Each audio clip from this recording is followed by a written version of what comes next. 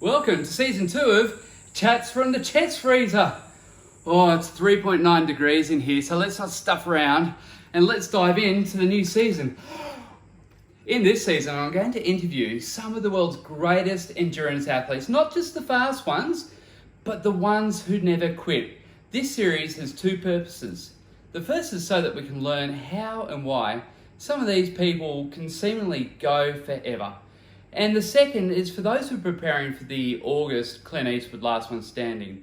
Now, this is hosted by AAA Racing and Coaching down in Brisbane. Now, I did this last year and I got 13 hours of running done. That was 66 kilometres longer than I'd ever done before. And it was a blast until it wasn't. And for those who don't know the format, basically you run 6.7 kilometres in an hour. And then on the next hour, you back up and do it again. And you do that until you can't run anymore. And trust me, at the end, it's brutal. And there's only one winner in this race, and it is truly the last one standing. In this series, I'm going to be chatting to the top 4 from the World Champs for this format, which is Big's Backyard Ultra. I've got Kiwi Katie Wright, Canadian Dave Proctor, Hong Kong-based Kiwi Will Hayward, and the legend that is Maggie Guterl, the American who pulled out a staggering 60 hours.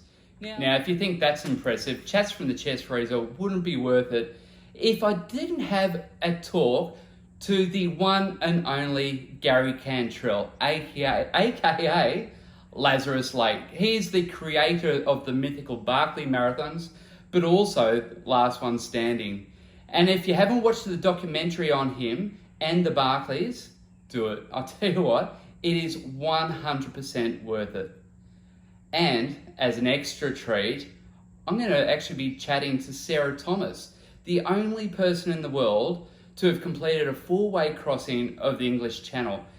54 hours of continuous swimming. Her story is absolutely remarkable. And I'll tell you what, I'm really excited to be sharing that interview with you. So, over the coming weeks, we'll release new episodes so that you can prepare yourself mentally to go even further and find new limits. So, we're going to kick off things next week with the amazing Lazarus Lake. And I'll tell you what, the guy is so entertaining. In the meantime, let's see what the Clint Eastwood course in Brisbane is all about. We've just come down to Oxley Creek Common. This is the location for the Clint Eastwood Last One Standing, just to do a bit of a recce on the course.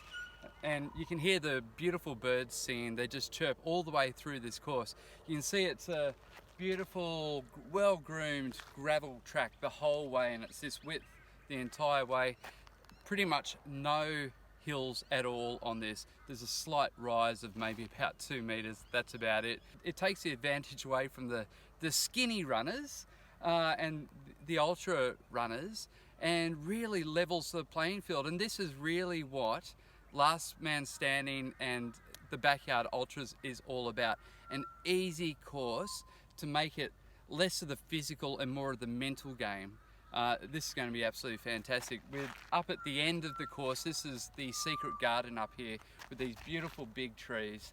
This is just going to be one hell of a course. The hardest thing about this course, I reckon, are going to be these things. There's about 4 of these benches through the course. And I'll tell you what, these, I reckon, are going to be called the Bench of Doom, because if anybody sits down on one of these, it's over. At least this one overlooks a creek.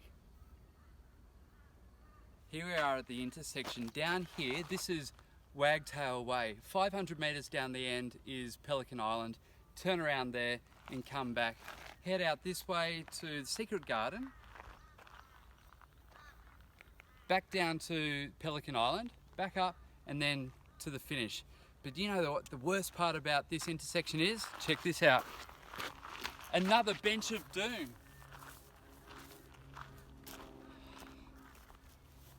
You don't want to get stuck here. And another. And a nice one under a tree. And here's the sneaky Bench of Doom. The worst part about this one is it's about 300 metres from the finish line. And this one's behind a tree.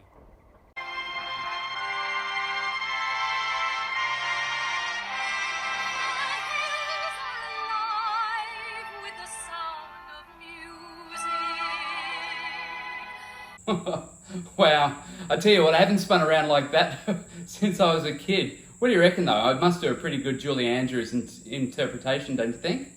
So with more than 200 runners competing in the Clint Eastwood Last One Standing, this is going to be absolutely amazing. It's going to be interesting to see some of the massive numbers being pulled out. So anyway, I'll see you next week in Chats from the Chest Freezer.